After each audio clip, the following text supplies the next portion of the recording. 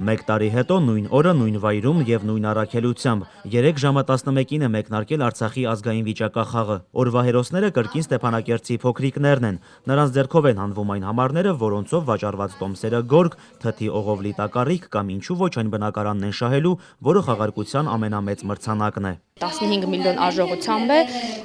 եւ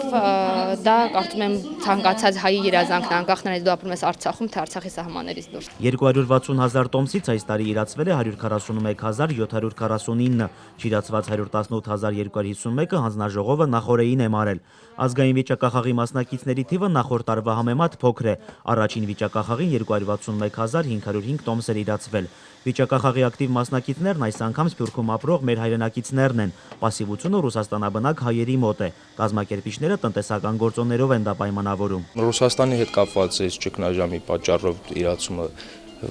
մեր կանխատեսվածի նման չէ, քանի որ դոլարի կուրսի բարձրացման հետ վիճակախաղի տոմսի գինը եւս բարձրացավ եւ դա հանդիսացավ պատճառ, որպես Ռուսաստանում քիչ իրացվի, քան նախատեսված էր։ Արցախում արտադրված արցախյան գորգեր եւ թթի օղի ու մեկ բնականան Ստեփանակերտում։ Վիճակախաղի մրցանակային ֆոնդը մոտ 150 միլիոն դրամ է, 299 տարբեր արժողությամբ գորգեր եւ 50 տակառիկ օղի։ Վերջին արտասահմանում իրացված տոմսերի համար մրցանակ չի հանդիսանում, կապված հեղուկների տեղափոխության միջազգային նորմերի հետ։ Որոշվել է առանձին 2 տարբերակներով կազմակերպվել եւ առաջին այս փուլում միջև օղիների խաղարկումը մենք կունենանք արտասահմանյան շահում, ապա եւ բոլորը միասին կխառնվեն եւ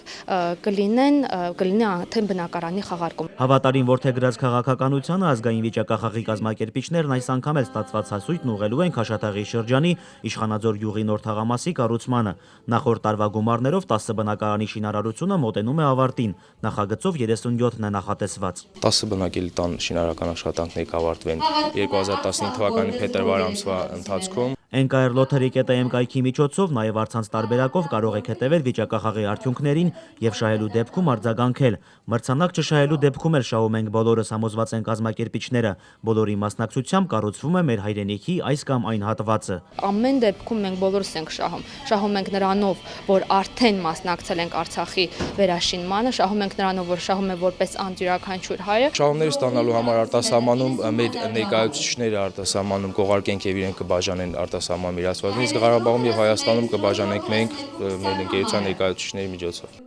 Նարեկ Սահակյան, Արցախից ժամը լրատվականի համար։